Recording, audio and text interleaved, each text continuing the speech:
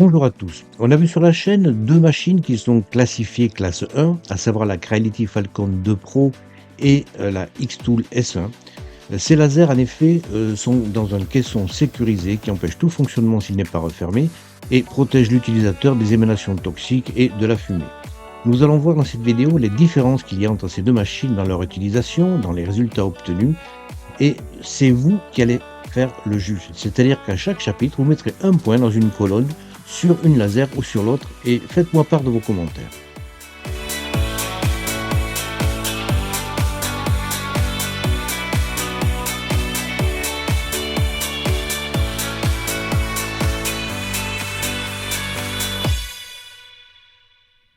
Dans cette vidéo, c'est vous donc qui allez être juge et arbitre. Vous mettrez un point sur telle ou telle machine à la fin de chaque chapitre. De mon côté, je vais essayer de rester le plus impartial possible. Bon, le premier point est très subjectif, c'est l'esthétique. Alors, ce sont des caissons pour les deux lasers. La Falcon 2 Pro a une forme parallépipédique un petit peu arrondie. Elle est de couleur gris-rouge. Le gros intérêt de son caisson, c'est qu'on peut voir le travail sur 360 degrés tout autour de la machine. La X-Tool S1 est également un parallélépipède de coloris anthracite vert et la vision du travail peut se faire principalement sur l'avant. Elle est plutôt destinée à être positionnée contre une cloison. Au niveau de la Falcon 2, vous avez un pavé de commande sur la face avant qui permet de diriger certaines fonctions de votre laser. A contrario, sur la S1, il n'y a qu'un seul bouton de commande sur la face avant, multifonction et coloré. La Falcon permet des branchements latéraux au niveau de la face avant, à droite et à gauche, où vous branchez tous les éléments nécessaires pour la faire fonctionner. Au niveau de la X-Tool S1, tous les branchements sont regroupés à l'arrière et comme elle est positionnée contre une paroi, ceux-ci sont invisibles à l'utilisateur. Allez, mettez votre point. Ensuite, on va commencer par ce que l'on voit, c'est-à-dire l'aspect extérieur de ces deux lasers. La Falcon 2 a une ouverture par glissement. Le couvercle glisse sur lui-même, ce qui fait qu'elle ne prend pas de place en hauteur dans le travail. Vous avez des détecteurs de fermeture à chaque extrémité qui permettent donc la sécurisation et la vérification de la fermeture du couvercle. La machine est entièrement métallique et vous avez une caméra HD qui est fixée au centre de la machine. Les parois latérales sont rigides, vous pouvez, taper dessus. Par contre, au niveau de la paroi, avant, vous voyez qu'elle est un petit peu souple, hein, surtout sur les 2 parties arrière. Alors ça peut créer quelques petits problèmes dans les ateliers. Vous avez le glissement qui se fait dans des rails de guidage en aluminium et le glissement se fait de façon très, très souple. Je n'ai rencontré aucun problème particulier. Les câblages sont visibles un petit peu. Ils ne sont pas dans des chaînes, ils sont libres, mais ils sont quand même correctement guidés et n'empêchent pas du tout le déplacement de la tête. Au niveau de la X-Tool S1, le couvercle est un couvercle en plastique rigide qui englobe toute la machine sur les 3 côtés. Il est monté sur des charnières freinées, c'est-à-dire qu'il ne peut pas tomber tout d'un coup et il est plus ou moins bloqué. Par contre, il faudra prévoir un débattement de 36 centimètres en hauteur pour pouvoir l'ouvrir complètement. Il y a des détecteurs de fermeture magnétique un petit peu comme sur la Falcon, ils sont positionnés de part et d'autre et vous avez des profilés latéraux qui, gèrent l'étanchéité au niveau, de la surface travaillée. Ces petits, rebords, plastiques, latéraux viennent s'encastrer complètement sur la surface et sur le volume qui est travaillé et ça parfait ainsi l'étanchéité. Que ce soit à droite ou à gauche de la machine, ils viennent complètement englober, les montants latéraux. Ici, tous les câbles sont engainés dans des chaînes et on ne voit ainsi aucun câble, dépasser de la machine. L'habillage extérieur est entièrement en plastique, que ce soit la partie arrière qui a un capot plat et la partie avant est également en plastique. Allez, c'est à vous pour la deuxième croix. Bon, on a vu l'habillage extérieur, maintenant on va voir un petit peu le châssis et la sécurité. Sur la Falcon 2, on a déjà vu, le châssis et même l'habillage extérieur sont entièrement métalliques. Elle a un tiroir à déchets qui est très pratique pour retirer tous les résidus et vous voyez, de chaque côté, vous avez des détecteurs d'ouverture et de fermeture, donc sécurisés de celui-ci. Vous avez également des détecteurs et des fermetures au niveau du caisson. Alors là, j'ai changé un petit peu l'éclairage pour que vous voyez bien la différence de couleur. Toute la partie interne de cette laser est entièrement métallique sur tous les côtés et sur la partie inférieure. Au niveau de la S1, vous avez un indicateur visuel et sonore lors de non-fermeture du caisson et la machine ne pourra donc pas fonctionner. Vous avez le bouton multifonction qui vous avertit en cas de danger. Le châssis interne, là, est entièrement métallique également sur tous les côtés et sur la partie inférieure. Vous avez la possibilité de dévisser le fond pour mettre un rehausseur éventuellement par la suite. Allez, c'est à vous pour la troisième croix. Voyons maintenant la plaque de découpe qui est fournie avec chaque machine. Alors, sur la Falcon 2, la face inférieure n'est pas protégée, ce qui fait que lorsque vous faites des découpes, bah, celles-ci peuvent venir un petit peu l'abîmer. Et je vous conseille vraiment de mettre une petite plaque de protection en acier très fin, de manière à protéger votre plaque de fond. Sur cette machine, la plaque de découpe est en fait une grille modulable. Vous pouvez rapprocher ou éloigner les différents éléments et elle est à deux positions. Vous pouvez les mettre à plat ou verticaux pour faire de la gravure ou de la découpe. Il est cependant possible de mettre une plaque en nid d'abeille dans le tiroir. Ça sera plus facile pour fixer les pièces solidement sur celle-ci. Au niveau de la S1, on a le même problème que sur la Falcon. La plaque de fond métallique subit un petit peu les affres de vos travaux. Donc, il est important de la protéger. Vous voyez que vous avez quelques petites marques qui apparaissent. Comme on a fait pour la Falcon, mettez en place une petite plaque métallique en acier très fin sur cette partie inférieure de manière à protéger votre machine. Elle est livrée avec une grille de découpe en nid d'abeille de grande dimension et sur cette grille en nid d'abeille, vous avez également des petits fixateurs magnétiques qui sont très pratiques. Allez, mettez-moi une autre croix. On va voir maintenant la dimension maximum d'une pièce que vous pouvez mettre dans les machines et la surface de travail. Sur la Falcon 2, l'espace de travail est de 450 au carré, la zone de travail est de 400 en largeur et 415 en profondeur avec une tête de 40 watts. Au niveau de la S1, l'espace de travail est de 608 par 385, vous avez une zone de travail de 498 par 317 et ce, quelles que soient les têtes, elles sont toutes de même dimension. Allez, reprenez votre crayon. Alors voyons maintenant les puissances laser offertes par ces machines. Au niveau de la Falcon 2, vous avez une tête de 40 watts qui est débrayable. En appuyant dessus, vous pouvez la transformer en 20 watts et la faire revenir en 40 watts en appuyant sur le bouton. Vous avez même un modèle 60 watts. Elle est par contre livrée avec une tête de 1,6 watts, toute petite, qui est interchangeable avec la grosse tête et qui vous permet de faire des tracés de très grande qualité. Au niveau de la S1, il n'y a qu'une seule tête qui contient le laser, la croix de ciblage, la jauge de focus et l'air acide. Vous choisissez la puissance lors de l'achat de la machine. Ces têtes laser sont interchangeables. Vous pouvez les trouver en 2 watts, 20 watts, 40 watts et 10 watts. Mais il faut repasser à la caisse. Allez, une croix s'il vous plaît. Alors le focus, c'est la distance optimum pour que votre tête laser soit parfaitement, ciblée sur la zone que vous voulez travailler.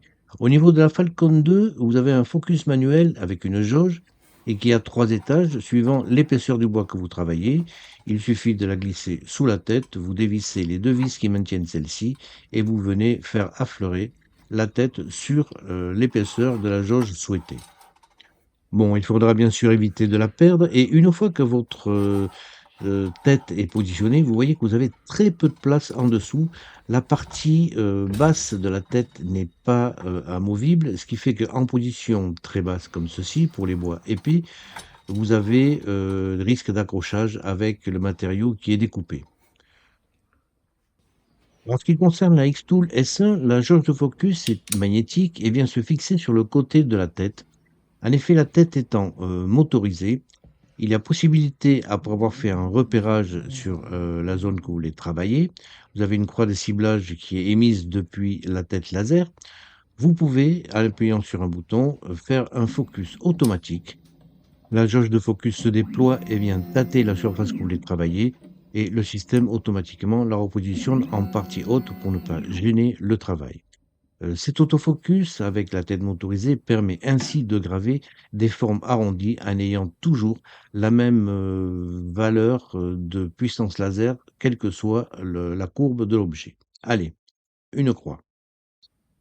Bon, pour le positionnement de la tête sur la pièce que vous voulez travailler, 2 systèmes radicalement opposés. Au niveau de la Falcon 2, vous avez un système avec caméra. Il va falloir donc brancher 2 prises USB, une pour la caméra et la deuxième prise qui viendra se connecter à votre ordinateur. Alors vous pouvez mettre un hub, mais je n'ai pas eu de bons résultats avec. Attention, lorsque vous avez des pièces de bois étroites sur la grille, il est souhaitable de resserrer un petit peu les barres pour que celles-ci ne risquent pas de bouger. Au niveau de la Falcon, on travaille sous Lightburn. Alors c'est un programme qui est fantastique, mais qui nécessite une licence. Vous avez la possibilité de superposer l'image que voit votre caméra et ainsi de positionner votre dessin à l'endroit voulu. Alors par exemple, on va prendre ce dessin-là. Une fois que vous l'avez chargé, on va tracer l'image pour avoir uniquement les contours. Vous avez maintenant le dessin avec uniquement les contours. On sélectionne, après avoir dissocié tous les dessins, les parties qui nous intéressent. On va sortir, cette partie-là, celle-ci et on va garder que l'homme, par exemple. Donc on va sélectionner tout ce dessin pour l'éliminer. Reprenez ensuite le dessin de l'homme et vous associez tous les vecteurs de manière à ce que lorsque vous dimensionnez ou bougez, cet ensemble, que tout suive, sans qu'aucun vecteur ne reste de côté. Il y a la possibilité de donner une dimension en hauteur et en largeur directement avec, Lightburn. Une fois votre, pièce à la bonne dimension, vous avez la possibilité bien sûr de faire un mouvement de rotation et on va la positionner à l'endroit où on veut que la gravure se fasse. Voilà un petit peu le principe que l'on fait, en utilisant la caméra. Avant de lancer effectivement le travail, il est conseillé de faire un cadrage pour vérifier le bon positionnement de la tête. Là, le système s'arrête. En fait, le cadrage doit se faire caisson fermé. Donc on va fermer le couvercle, on relance le cadrage qui vous permet de voir, par transparence l'emplacement de la zone qui sera travaillée. Bien entendu, l'étalonnage de la caméra aura été réalisé auparavant. Maintenant, sur la Xtool S1, on va utiliser Xtool Creative Space pour définir une zone de travail. Ici, on va dessiner un rectangle. En déplaçant la tête manuellement, on va la positionner aux 2 extrémités de votre rectangle. Le premier point sera ici. Vous appuyez sur le bouton en façade de la machine pour le sélectionner et vous venez positionner la tête au deuxième emplacement pour dessiner une zone de travail qui va être rectangulaire dans ce cas précis. On referme le caisson et maintenant vous voyez votre zone de travail qui est affichée. Alors là, c'est un petit peu le même principe que sur Lightburn, mais le système est un petit peu différent. Vous sélectionnez tout d'abord l'image que vous voulez travailler. Alors, vous sélectionnez cette partie-là, on valide et on aura ainsi effacé toutes les parties qui ne nous intéressaient pas. On va, comme on a fait sous Lightburn, tracer l'image pour avoir le contour de votre objet. La première image, bon, on peut maintenant la supprimer. Et la deuxième image, vous avez les dimensions qui apparaissent sur la droite. Vous pouvez la dimensionner à la taille souhaitée et faire un mouvement de rotation pour la positionner dans le bon sens, pour la travailler ensuite sur la zone rectangulaire que vous avez définie. On vient la mettre dans le rectangle. Le système affiche une ligne horizontale centrale pour positionner au centre de votre zone rectangulaire l'objet que vous souhaitez graver. Donc vous voyez 2 systèmes très différents. Allez, mettez-moi une huitième croix. L'air assist est un système qui envoie de l'air pulsé lorsque vous faites une découpe. Elle sera ainsi beaucoup plus propre et plus profonde. Au niveau de la Falcon 2 Pro, elle se branche sur le côté et vous avez la puissance qui est réglable en agissant sur une petite molette directement sur la machine. C'est relié ensuite à une pompe où vous retrouvez les 2 fils. La pompe est sur amortisseur et vous pouvez la positionner par terre. Au niveau de la X-Tool, vous avez une pompe à air qui est de forme un petit peu cubique et avec un bouton qui permet de la mettre en position automatique, de l'arrêter ou de régler le débit à une valeur que vous souhaitez. Elle est alimentée elle aussi directement par la machine et vous avez les fils d'alimentation et de flux d'air qui vont directement sur la face arrière de la S1. Alors, on peut régler cet automatisme très facilement. La Xtool se connecte soit en USB, soit en Wi-Fi. Et lorsqu'elle est connectée, vous avez l'emplacement de votre tête laser à l'écran. Parmi les réglages de votre machine, vous avez de nombreux réglages comme l'alerte d'incendie. Si votre machine est déplacée, elle s'arrête également. Et vous voyez que vous avez ensuite le réglage automatique de l'ensemble d'assistance d'air. Lorsqu'il coupe, on le met en position 4 et lorsqu'il grave, on le met en position faible. Voilà, vous pouvez régler ainsi automatiquement, vos réglages et qui se feront, à chaque fois que vous utiliserez le système en automatique. Vous avez la possibilité de mettre le ventilateur, le signal sonore et le temps d'évacuation après toute gravure. Voilà, on a vu les 2 systèmes, maintenant c'est à vous de travailler. Bon, vous voyez, les comparatifs sont très rapides, mais j'espère qu'ils pourront vous aiguiller. Alors maintenant, on va voir la consommation. La consommation, on va allumer la machine. Au départ, sur la Falcon 2, vous avez une consommation qui démarre à 6 et qui ensuite va aux alentours de 40, à peu près 40 watts. Le ventilateur se met en marche automatiquement lorsqu'on allume la machine. Alors, c'est pas nécessaire, mais le système est comme ça. Au bout d'un moment, bien sûr, il s'arrête et vous avez une consommation d'attente entre 4 et 6 watts, ce qui n'est pas énorme. Maintenant, lorsqu'on lance la machine en phase de gravure, on arrive à une consommation de 70, 80 watts à peu près. Alors là, la gravure est déjà pratiquement finie. Et lorsqu'on fait une découpe avec la tête de 40 watts, on est à 182 watts de consommation. Là, vous voyez que la machine découpe et donc elle consomme à peu près 180 watts. Alors on ne parle pas souvent des consommations et je voulais quand même vous en parler pour que vous ayez une meilleure idée quand même de ce de ce qu'offrent ces machines. La Xtool S1 en position d'attente, on est à 18 watts. Alors je ne l'ai pas dit, mais sur la Falcon, la lumière était allumée et sur celle-ci également. Lorsqu'on fait un focus, on arrive à 30 watts lors du mouvement de la tête, 31 watts. Ensuite, on redescend aux alentours de 17 watts lorsque la machine est en attente.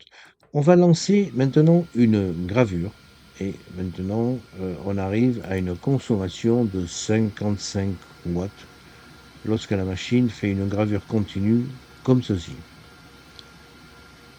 On va maintenant lancer une découpe. Il faudrait que vous voyez 58 watts lorsqu'on fait une gravure et 135 watts avec une tête. Alors ça c'est une tête de 20 watts comparativement à la Falcon qui a une tête de 40 watts. Mais ça peut vous donner quand même une idée de la consommation lorsque vous faites des travaux que vous avez avec des machines laser. Allez, mettez-moi une croix s'il vous plaît.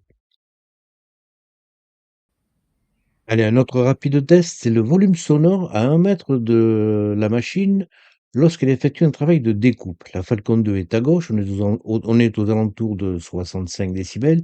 Et en ce qui concerne la X2 S1, on est à 57, ça fait quand même 6, 8 décibels de moins, mais on entend la différence. Allez, mettez-moi une croix. En ce qui concerne la partie logicielle pour piloter la machine, au niveau de la Falcon 2, vous pouvez trouver des logiciels qui fonctionnent sous Mac et Windows, Lightburn qui est un logiciel payant mais puissantissime et Laser GRBL. Du côté de la Xtool S1, vous avez également Lightburn et Xtool Creative Space qui est un logiciel maison qui est livré avec la machine. Alors, l'utilisation de Lightburn avec la Falcon ne pose pas de problème particulier et je voulais vous montrer quelques spécificités de la Xtool S1. Alors, vous voyez qu'elle ici, elle fait partie des machines qui ont été enregistrées. Pour la créer, si vous avez installé la dernière version de Lightburn, vous avez une possibilité d'installer des lasers Xtool automatiquement. Il vous suffira de choisir ensuite le type de laser et votre machine sera automatiquement disponible dans les machines à utiliser. La surface de travail, de votre laser est reconnue, elle s'affiche à l'écran et lorsque vous faites un autoguidage, c'est-à-dire le point Home Machine, celle-ci se dirige à l'arrière et sur la gauche de la surface de travail. Le système reconnaît également, si le couvercle est ouvert, alors on va positionner la tête à l'endroit où on va faire un autofocus. Le système permet également de faire l'autofocus avec cette machine. On va refermer bien le couvercle et en appuyant sur ce bouton, ben, vous avez le système qui fait l'autofocus comme on a vu précédemment sur votre matériau, travaillé et ensuite il vient repositionner la tête, la jauge vers le haut. En appuyant sur le bouton «Obtenir la position», on peut effectivement vérifier que le Z a été calculé. Autre chose également, il y a la possibilité de faire un cadrage et qui là se voit très facilement grâce à la croix de ciblage. L'autre programme, c'est le Xtool Creative Space qui est spécifique donc à la Xtool. On va connecter la machine. Alors là, on va la connecter en Wi-Fi. Dès que la machine est connectée, vous voyez la petite croix rouge qui vous montre la position de votre tête laser. L'intérêt de ce programme, c'est qu'on peut choisir n'importe quel matériau. On l'a déjà vu dans une vidéo précédente. Vous pouvez ensuite faire l'autofocus. Mais une fois que vous dessinez un objet et que vous voulez le graver, le découper, enfin, etc., le gros avantage de ce programme, c'est que le matériau ayant été sélectionné, ben, vous avez tous les réglages qui sont déjà enregistrés dans la machine. Alors, par exemple, ici, on va faire graver. Vous cliquez sur le volet EasySet. Ça vous affiche un rendu visuel de ce que donnera le travail réalisé sur le matériau que vous avez choisi. Et vous pouvez donc choisir automatiquement la vitesse et la puissance lorsque vous faites un travail. Alors au niveau de la partie graphisme pur, bon, ce logiciel est perfectible, mais il est encore en version bêta et il offre quand même des possibilités intéressantes comme, l'AI maintenant que on trouve l'intelligence artificielle un petit peu partout. Vous avez la possibilité, de lui demander de vous créer une image. Alors par exemple ici, j'ai demandé de dessiner l'image d'un cadran d'horloge avec un pirate et un bateau. Vous voyez les images sur la droite qu'il m'a proposées et que je n'ai plus qu'à lancer la machine pour le traiter. Voilà, alors dites-moi si vous préférez Lightburn ou le nouveau logiciel de Xtool. Alors ces machines vous offrent également des accessoires pour, divers travaux, notamment au niveau de la Falcon 2, vous avez un axe rotatif avec des pieds pour surélever, vous avez diverses têtes laser, une grille nid d'abeille et vous voyez en premier plan la grille à barre qui est libre avec la machine. Le purificateur d'air, alors c'est pas vraiment nécessaire quand vous avez une sortie externe. Du côté de la Xtool SE, vous avez diverses têtes laser à mettre dessus. L'assistante d'air intelligente et le nid d'abeille est livré avec la machine. Et vous pouvez mettre un réhausseur et un axe rotatif. Pareil, le purificateur d'air, mais qui ne me paraît pas indispensable. Allez, mettez-moi encore une croix. Les possibilités de gravure de ces deux machines ont déjà été vues sur les tests respectifs de chaque machine. Elles offrent, un tracé très précis avec beaucoup de détails. Par exemple, ici, j'ai une puissance de 40, une vitesse de 3000 millimètres par minute avec la tête de 40 watts sur la Falcon. Même chose au niveau, de la Xtool S1, vous avez des tracés de très, très bonne qualité qui se font à une vitesse un petit peu inférieure vu que la tête ne fait que 20 watts, sur ce modèle-là testé. Mais, au niveau des rendus, c'est vraiment, nickel. Vous avez des tracés très, très propres et qui sont sur tout type de matériau. Allez, mettez-moi encore une petite croix. Bon, on a également vu les possibilités de découpe des 2 machines, dans les vidéos précédentes. Là, ici, c'est, du bois qui fait un peu plus de 10 millimètres d'épaisseur. La machine est à 100 300 millimètres par minute avec une passe avec la tête de 40 watts. La découpe engendre pas mal de fumée qui sont parfaitement aspirées par le système, fourni avec la machine. Le bois fait un peu plus de 10 millimètres d'épaisseur et en une passe, la découpe se fait sans aucun problème. Du côté de la Xtool S1, on a également des découpes qui sont très franches, sans trace de brûlé sur le bord de bois. Là, on est à 180 millimètres par minute. La vitesse est un petit peu plus lente vu que la tête fait 20 watts. Et j'ai fait une découpe en deux passes pour être sûr de découper tout le bois. Alors ça, ce sont des petits personnages. Vous avez vu, on a vu ça depuis le début de la vidéo. En fait, c'est juste pour faire une petite pancarte. C'est un petit pique-nique qui va avoir lieu en extérieur et c'est pour indiquer un endroit intéressant à tous les participants. Voilà, allez, mettez-moi une 15e croix, s'il vous plaît. Une diode laser à partir de 20 watts est tout à fait capable de graver directement sur du métal. Vous obtenez ainsi un tracé dans des teintes de grisé. Mais on peut également obtenir des couleurs et là j'ai testé une technique en mettant du feutre noir sur une pièce d'acier inoxydable. On va voir si on peut obtenir directement les couleurs sans passer par des abats qui sont complexes à mettre en place. On va donc traiter cette image sous Lightburn avec la Falcon 2. Le positionnement se fait facilement avec la caméra en mettant l'image au niveau de la pièce. Alors vous notez quand même qu'avec Lightburn, l'image est grisée. On va voir ensuite, avec les gravures des teintes de grisé, si on obtient en définitive des couleurs. Votre image est comme ceci. Voilà les paramètres que j'ai utilisés. Alors ce sont les paramètres pour traitement d'image. Vous avez une vitesse, une puissance. La puissance peut varier pour donner différentes teintes de grisé et on va faire 200, points par inch et une échelle de gris pour traiter cette image.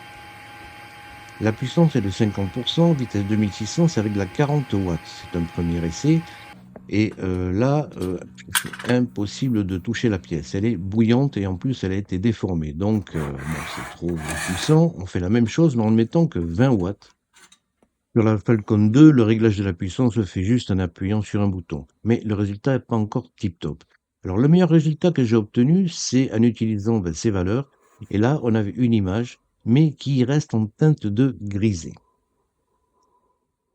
On va faire la même chose avec la Xtool S1 en utilisant le programme livré avec la machine. On fait un positionnement en dessinant un cercle en cliquant pour positionner 3 points. Vous positionnez donc le premier point, le deuxième point et le troisième point. Le système dessine automatiquement une forme qui sera circulaire et je vais rajouter un autre traitement, c'est-à-dire une ligne pour éviter de graver au niveau, du petit trou qu'il y a sur la pièce. On dessine donc une ligne. Vous pouvez donc rajouter sur le dessin du cercle un autre type de dessin. Là, c'est une ligne et elle se positionne donc au niveau, du petit trou qu'il y a sur la pièce. Ça permet ainsi d'éviter de graver jusqu'à cet orifice.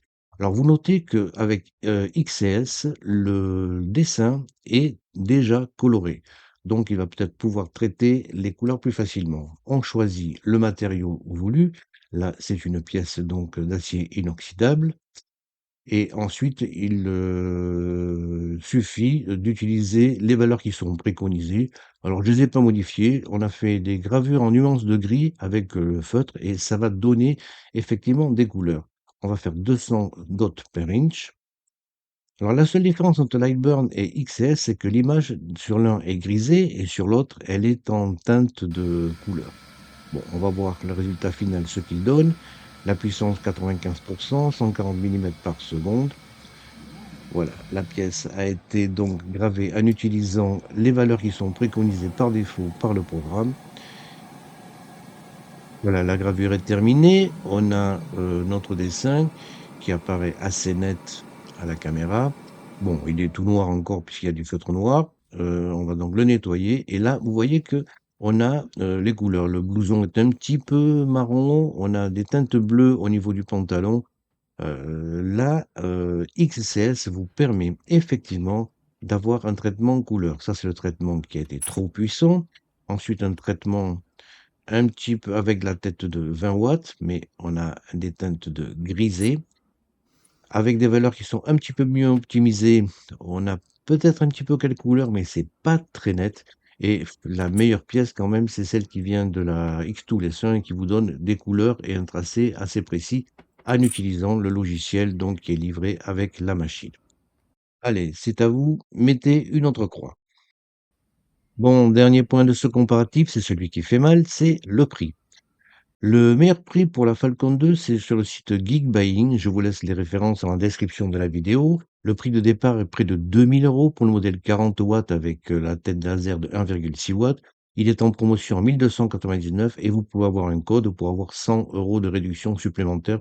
Vous trouverez le lien dans la description de la vidéo. À ce prix-là, vous avez quand même une machine qui est très polyvalente avec 3 puissances de laser.